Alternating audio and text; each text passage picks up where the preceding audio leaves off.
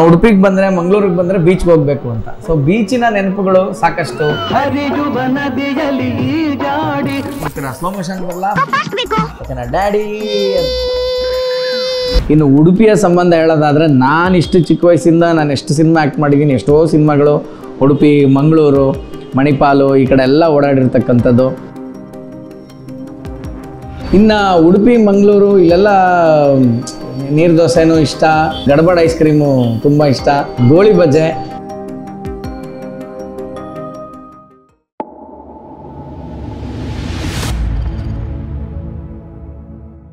ನನ್ನ ಬಾಲ್ಯದ ಉಡುಪಿ ನೆನಪುಗಳು ಅಂತಂದರೆ ಗುಂಡನ ಮದುವೆ ಅಂತ ಒಂದು ಸಿನಿಮಾ, ಅದಕ್ಕೆ ನಾನು ಇಲ್ಲಿ ಬಂದಿದ್ದೆ ಉಡುಪಿಗೆ. ಪ್ರಾಯಶಃ ಅದಕ್ಕೂ ಮುಂಚೆನೂ ಚಿಕ್ಕ ವಯಸ್ಸಲ್ಲಿ ಬಂದಿದ್ದೀನಿ, ಬಟ್ ಗುಂಡನ ಮದುವೆ ಟೈಮಲ್ಲಿ ಸ್ವಲ್ಪ ನೆನಪಿದೆ ನನಗೆ. ಆಮೇಲೆ ನಮ್ಗೆ ಯಾವಾಗಲೂ ನೋಡಿ, ನಾವು ಬೆಂಗಳೂರಿನವರ, ನಮಗೆ ಬೀಚ್ ಸಿಗಲ್ಲ. ಈ ಬೆಂಗಳೂರಿನವ್ರಿಗೆ ವಿಧಾನಸೌಧ ಹೈಕೋರ್ಟ್ ಸಿಗುತ್ತೆ, MG ರೋಡ್ ಸಿಗುತ್ತೆ, ಹೇಗೆ ನಾವು ಅದನ್ನ ಅಷ್ಟು ಲಕ್ಷ ಕೊಡಲ್ವೋ ಹಂಗೆ ಇಲ್ಲಿರೋರ್ಗೆ ಏನಾಗುತ್ತೆ, ಬೀಚ್ ಇದೆ ಅಂತ ದಿನ ಹೋಗೋಣ ಬಿಡು ಅಂತ. ಬಟ್ ನಮಗೆ ಹಂಗಲ್ಲ, ನಾವು ಉಡುಪಿಗೆ ಬಂದರೆ, ಮಂಗಳೂರಿಗೆ ಬಂದರೆ ಬೀಚ್ಗೆ ಹೋಗಬೇಕು ಅಂತ. ಸೊ ಬೀಚಿನ ನೆನಪುಗಳು ಸಾಕಷ್ಟು, ಓಡಾಟ, ಮತ್ತು ಅಫ್ಕೋರ್ಸ್ ಬಿಸಿಲು, ಸೆಕೆ, ಮತ್ತು ಶೂಟಿಂಗ್ ಟೈಮಲ್ಲಿ ಮಾಮೂಲಿ ಫೇಸ್ಗೆ ರಿಫ್ಲೆಕ್ಟ್ ಹಾಕ್ಬಿಟ್ರಂತೂ ಕಣ್ಣೇ ಬಿಡೋಕ್ಕಾಗಲ್ಲ. ಸೊ ಉಡುಪಿಯಲ್ಲಿ ಶೂಟಿಂಗು, ಮಂಗಳೂರಲ್ಲಿ ಶೂಟಿಂಗು ಅಂತಂದರೆ ನಾವು ಸೀಸನ್ ನೋಡ್ಕೋಬೇಕು. ನಾವು ಮಾರ್ಚ್, ಏಪ್ರಿಲ್ ಬರೋಕ್ಕಾಗಲ್ಲ, ಎಲ್ಲ ಟ್ಯಾನ್ ಆಗೋಗ್ಬಿಡ್ತಾ ಇದ್ವಿ. ಸೊ ಏನಿದ್ರೂ ಒಂದು ಸ್ವಲ್ಪ ಚಳಿಗಾಲದಲ್ಲಿ ಇಲ್ಲ ಮಳೆಗಾಲದಲ್ಲಿ ಬಂದು ಶೂಟಿಂಗ್ ಮಾಡಬೇಕು ಅನ್ನೋದೇ ನನ್ನ ಉಡುಪಿಯ ನೆನಪುಗಳು. But I have always enjoyed here. ಇಲ್ಲಿ ಬಂದಾಗ ಮಾತ್ರ ಶೂಟಿಂಗು, ಯೂನಿಟ್ ಅವ್ರ ಜೊತೆ, ಯಾಕಂದ್ರೆ ದಿನಾನು ಶೂಟಿಂಗ್ ಆಗ್ತಾ ಇರಲಿಲ್ಲ, ಮಧ್ಯೆ ಯಾವಾಗಲೂ 1-2 ದಿನ ಬ್ರೇಕ್ ಸಿಗೋದು. ಅವಾಗ ಇಲ್ಲೆಲ್ಲ ಮಠಕ್ಕೆ ಟ್ರಾವೆಲ್ ಮಾಡೋದ್ರಿಂದ ಹಿಡಿದು, ಬೀಚ್ಗೆ ಹೋಗೋದ್ರಿಂದ ಹಿಡಿದು, ಹೊರಗಡೆ ಹೋಟ್ಲುಗಳಲ್ಲಿ ಸುತ್ತಾಡೋದ್ರಿಂದ ಹಿಡಿದು, ಈ ರೀತಿಯಾದಂಥ ನೆನಪುಗಳೇ ನನಗೆ ಉಡುಪಿ ಅಂದ ತಕ್ಷಣ ಬರೋದು. ಆ್ಯಂಡ್ ಒಂದು ಹೇಳೋಕ್ಕೆ ಇಷ್ಟಪಡ್ತೀನಿ, ಯಾಕಂದರೆ ಎಲ್ಲರೂ ಸಿನಿಮಾ ಕ್ಷೇತ್ರ ಅಥವಾ ಕಲಾಕ್ಷೇತ್ರ, ರಂಗಭೂಮಿ ಇದನ್ನೆಲ್ಲ ನೋಡಿದಾಗ ಭಾಳ ಕಲರ್ಫುಲ್ಲಾಗಿರುತ್ತೆ ಆ ಪ್ರಪಂಚ, ಭಾಳ ಈಸಿ, ನೋಡೋರಿಗೆ ಎಷ್ಟು ಹೆಸರು ಬರುತ್ತೆ.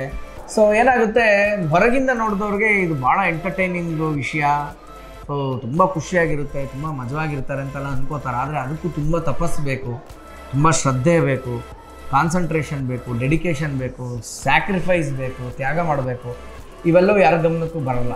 ಸೊ ನನ್ನ ಸಿನಿ ಜರ್ನಿ ಅಂತ ತೊಗೊಂಡಾಗ ನನ್ನದು ಅಂತಲ್ಲ, ಎಲ್ಲ ಕಲಾವಿದರು ಒಂದಿಷ್ಟು ವರ್ಷ ಇಂಡಸ್ಟ್ರಿಯಲ್ಲಿ ಇದ್ದಾರೆ ಮತ್ತು ಅವ್ರು ಏನೋ ಸಾಧನೆ ಅವತ್ತು ಮಾಡಿದ್ದಾರೆ ತಕ್ಕ ಮಟ್ಟಿಗೆ ಅಂತಂದರೆ, ಇವೆಲ್ಲವೂ ಅವ್ರು ಫೇಸ್ ಮಾಡೇ ಇರ್ತಾರೆ. ಅವಮಾನಗಳು ಫೇಸ್ ಮಾಡಿದ್ರೆ ಯಾರಿಗೂ ಸನ್ಮಾನ ಸಿಗಲ್ಲ, ಯಾವುದೋ ಒಂದನ್ನು ಕಳ್ಕೊಂಡೇ ಒಂದನ್ನು ಪಡ್ಕೊಳ್ತಕ್ಕಂಥದ್ದು. ಇವೆಲ್ಲವೂ ನನ್ನ ಸಿನಿ ಜರ್ನಿಯಲ್ಲಿ ಕೂಡ ಆಗಿದೆ.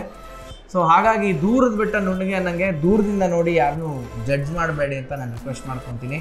ನಾವು ಆ ಒಂದು ಕ್ಷೇತ್ರಕ್ಕೆ ಬಂದಾಗಲೇ ಆ ಕ್ಷೇತ್ರ ಎಷ್ಟು ಆಳ ಇದೆ, ಎಷ್ಟು ತೊಂದರೆಗಳಿದೆ ಅಲ್ಲಿ ಅಂತ ಗೊತ್ತಾಗ್ತಕ್ಕಂಥದ್ದು. ನಿರಂತರ ಒಂದು ನಾನು ಫೀಲ್ ಮಾಡಿರೋದೇನು ಅಂದರೆ, ಭಗವಂತನ ಆಶೀರ್ವಾದ ಇಲ್ಲದೆ, ಅವನ ಒಂದು ಸಪೋರ್ಟ್ ಇಲ್ಲದೆ ಯಾವ ಕ್ಷೇತ್ರದಲ್ಲೂ ಯಾರೂ ಮೇಲೆ ಬರೋಕ್ಕಾಗಲ್ಲ ಅಂತಕ್ಕಂಥದ್ದು ನನ್ನ ವೈಯಕ್ತಿಕ ಅನುಭವದ ಒಂದು ವಿಚಾರ. ಡೈಲಾಗ್ ಅಂತ ಹೇಳೋದಾದರೆ, ನಾನು ಬರೀ ಒಂದು ಅಕ್ಷರದಲ್ಲೇ ಹೇಳ್ಬಿಟ್ರೆ ಎಲ್ಲರೂ ನಕ್ಬಿಡ್ತೀರಾ. ಸ್ಲೋ ಮೋಷನ್ ಬರಲ್ಲ, ಫಾಸ್ಟ್ ಮೋಷನ್ ಬರಲ್ಲ, ಓಕೆನಾ, ಡ್ಯಾಡಿ ಅಂತಂದರೆ ಸಾಕು. ಇವೆಲ್ಲವೂ ಒಂದು ಮಾಸ್ಟರ್ ಪೀಸ್ ಗೌರಿ ಗಣೇಶ ಸಿನಿಮಾದ ಮೂಲಕ ಕಾಮಿಡಿ ಸೀನ್ಗಳಾಗಿ ಕನ್ವರ್ಟ್ ಆಗಿ, ಬರೀ 1-2 ವರ್ಡಲ್ಲೇ ಇವತ್ತು ಜನ ಆ ಡೈಲಾಗ್ನೆಲ್ಲ ನೆನಪಿಸ್ಕೊಂಡು ಆ ಸಿನಿಮಾನ ರೀಕಾಲ್ ಮಾಡ್ಕೊತಾರೆ ಅಂತಂದರೆ ಭಾಳ ಖುಷಿ ಪಡ್ತೀನಿ. ಸೊ ನೋಡ್ತಾ ಇರಿ, ಮುಂದೆ ಕೂಡ ನಮಗೆ ಸಾಕಷ್ಟು ಪ್ಲ್ಯಾನ್ಗಳಿದೆ. ಅದು ಈಗಲೇ ನಾನು ಹೇಳೋದಕ್ಕೆ ಇಷ್ಟಪಡೋದಿಲ್ಲ, ಬಟ್ ಈ ಕ್ಷೇತ್ರದಿಂದ ಅದು ಶುರುವಾಗಿ ಅದಕ್ಕೆ ಇವತ್ತು ಆಶೀರ್ವಾದ ಆಗಿದೆ ಅಂತಲೂ ನಾನು ಭಾವಿಸ್ತಾ, ಮತ್ತೊಮ್ಮೆ ಮಗದೊಮ್ಮೆ ನಿಮಗೆಲ್ಲ ಅದೇ ರೀತಿಯಾದಂಥ ಒಂದು ಕಾಮಿಡಿ ಎಂಟರ್ಟೈನ್ಮೆಂಟ್ ಕೊಡುವಂಥ ಒಂದು ಅವಕಾಶ ಭಗವಂತ ನನಗೆ ಕಲ್ಪಿಸ್ಕೊಡ್ಲಿ ಅಂತ. 5 ನಿಮಿಷ ಬೆಳ್ಳಿ ರಥದಲ್ಲಿ ಸೂರ್ಯ ತಂದ ಕಿರಣ, ಆ ಚಂದ್ರನ ಆಗಮನ. ಇನ್ನು ಉಡುಪಿಯ ಸಂಬಂಧ ಹೇಳೋದಾದರೆ, ನಾನು ಇಷ್ಟು ಚಿಕ್ಕ ವಯಸ್ಸಿಂದ ನಾನು ಎಷ್ಟು ಸಿನಿಮಾ ಆ್ಯಕ್ಟ್ ಮಾಡಿದ್ದೀನಿ, ಎಷ್ಟೋ ಸಿನಿಮಾಗಳು ಉಡುಪಿ, ಮಂಗಳೂರು, ಮಣಿಪಾಲು ಈ ಕಡೆ ಎಲ್ಲ ಓಡಾಡಿರ್ತಕ್ಕಂಥದ್ದು.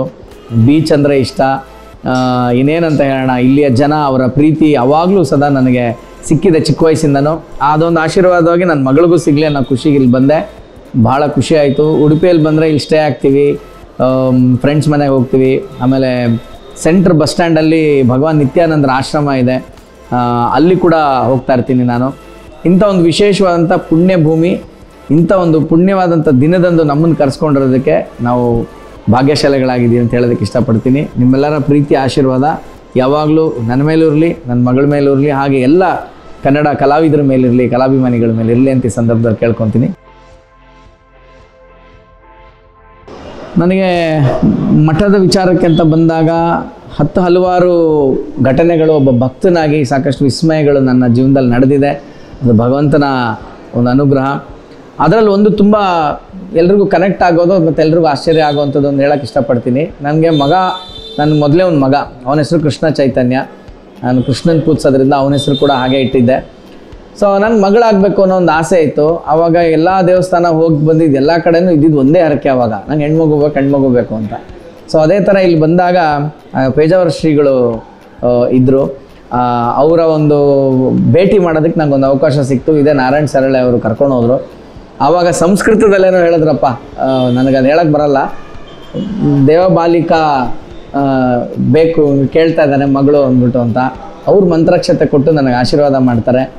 ಅದಾದಮೇಲೆ ಇಲ್ಲಿಂದ ಒಂದು 20 ಕಿಲೋಮೀಟ್ರ್ ಪಾಜಕ ಅನ್ನೋ ಕ್ಷೇತ್ರ ನಿಮಗೆಲ್ಲ ಗೊತ್ತೇ ಇರುತ್ತೆ. ಅಲ್ಲಿ ಮಧ್ವಾಚಾರ್ಯರು ಇದ್ದಂಥ ಓಡಾಡಿದಂಥ ಮನೆ ಅಲ್ಲಿ, ಮತ್ತು ಇನ್ನೊಂದು ದೇವಸ್ಥಾನ, ಅಮ್ಮನವ್ರ ದೇವಸ್ಥಾನ. ಅಂದರೆ ಶ್ರೀಕೃಷ್ಣ ಪರಮಾತ್ಮ ಎಕ್ಸ್ಚೇಂಜ್ ಆಗ್ತಾನಲ್ಲ, ಅವನ ಬದಲು ಒಂದು ಹೆಣ್ಮಗುನ ತಂದಿಟ್ಟು ಹೋಗ್ತಾರೆ. ಕುಂಜಾರ ದುರ್ಗೆ ಅಂತ ಆ ದೇವಸ್ಥಾನ, ಅಲ್ಲಿಗೂ ನಾನು ಭೇಟಿ ಕೊಡ್ತೀನಿ. ಮತ್ತು ಅಲ್ಲಿರ್ತಕ್ಕಂಥ ಅಲ್ಲಿ ಪರಶುರಾಮ ಕುಂಡ ಅಂತ ಇದೆ, ಅಲ್ಲಿ ಕೂಡ ನಾನು ಹೋಗಿ ಆ ತೀರ್ಥವನ್ನು ಸ್ವೀಕರಿಸಿ ಮತ್ತೆ ಆ ತಾಯಿ ದರ್ಶನ ಮಾಡಿದಾಗ ಅಲ್ಲೂ ಒಂದೇ ಹರಕೆ ನಂದು. ನೀ ಏನು ಮಾಡ್ತೀಯ ಗೊತ್ತಿಲ್ಲಮ್ಮ, ನನ್ನ ಮಗನ ಹೆಸರು ಕೃಷ್ಣ, ಅವನ ತಂಗಿ ಒಂದು ಬೇಕಾಗಿದೆ. ಹೇಗೆ ಕೃಷ್ಣನ ತಂಗಿಯಾಗಿ ನೀನು ಪ್ರಿಸನಲ್ಲಿ ಬಂದು ಎಕ್ಸ್ಚೇಂಜ್ ಆಫರ್ ಆದಿಯಲ್ಲ, ನನ್ನ ಲೈಫಲ್ಲೂ ಇವಾಗ ನನ್ನ ಮಗನಿಗೊಂದು ತಂಗಿ ಬೇಕು, ನನಗೆ 2ನೇ ಮಗಳು ಬೇಕು, ನೀನು ಬಾ ಅಂತ ಅಲ್ಲೂ ಹರಕೆ ಹೊತ್ಕೊಂಡಿದ್ದೆ. ಈಗಲೂ ಹರಕೆ ಇದೆ, ನಾನು ತೀರಿಸ್ಬೇಕು. ಹರಕೆಗೆ 12 ವರ್ಷ ಅಂತಾರೆ, ಈಗ ಇವಳಿಗೆ 8 ವರ್ಷ. ಇನ್ನೂ 2-3 ವರ್ಷದಲ್ಲಿ ನಾನು ಅದು ತೀರಿಸ್ಬೇಕಾಗಿದೆ. ಆ ಬ್ಯಾಲೆನ್ಸ್ ಕೂಡ ಇದೆ ನನಗೆ. ಸೊ ಈ ಒಂದು ಮಿರಾಕಲ್ಲು ನನಗೆ ಆದಂಥದ್ದು, ಆಶೀರ್ವಾದ ಆದಂಥದ್ದು. ಹಾಗಾಗಿ ಶ್ರೀಮಠದ ಒಂದು ಆಶೀರ್ವಾದದಲ್ಲಿ ನನ್ನ ಮಗಳು ಕೂಡ ಹುಟ್ಟಿದಾಳೆ ಅಂತ ಹೇಳೋದಕ್ಕೆ ನಾನು ಖಂಡಿತ ಖುಷಿ ಮತ್ತು ಹೆಮ್ಮೆ ಪಡ್ತೀನಿ. ಇನ್ನು ಉಡುಪಿ, ಮಂಗಳೂರು ಇಲ್ಲೆಲ್ಲ ನೀರು ದೋಸೆನೂ ಇಷ್ಟ, ಓಕೆನಾ. ಆಮೇಲೆ ಮಂಗಳೂರು ಅಂತ ಹೋದರೆ ಗಡಬಡ ಐಸ್ ಕ್ರೀಮು ತುಂಬ ಇಷ್ಟ, ಓಕೆ. ಆಮೇಲೆ ಗೋಳಿ ಬಜ್ಜೆ. ಸೊ ಈ ಥರ ಅಂದರೆ ನಮಗೆ ಮಜಾ ಏನಂತಂದರೆ, ನಮ್ಮನೆ ಕೆಂಗೇರಿ ಉಪನಗರ ಬೆಂಗಳೂರು, ಅಲ್ಲೂ ಒಬ್ರು ಭಟ್ರಿದ್ದಾರೆ, ನಮ್ಮ ಉಡುಪಿ ಭಟ್ರು. ಅವ್ರ ಹೋಟ್ಲಿಂದನೇ ನಾವು ತಿಂಡಿ ಎಲ್ಲ ತರಿಸೋದು. ಸೊ ಅಲ್ಲೂ ಯಾವಾಗಲೂ ತಿಂತಾ ಇರ್ತೀನಲ್ಲ, ನನಗೆ ಹಾಗಾಗಿ ಉಡುಪಿಲಿದ್ದೀನ ಬೆಂಗಳೂರಿದ್ದೀನ ಅಂತ ಡಿಫ್ರೆನ್ಸ್ ಫೀಲ್ ಆಗಲ್ಲ. ಭಟ್ರ ಹೋಟ್ಲು ಗೋಳಿ ಬಜ್ಜೆ, ಭಟ್ರ ಹೋಟ್ಲು ಇಡ್ಲಿ ಚಟ್ನಿ ಅಂತ. ಸೊ ಹಾಗಾಗಿ ಇವೆಲ್ಲವೂ ನೆನಪಿಗೆ ಬರ್ತಕ್ಕಂಥದ್ದು.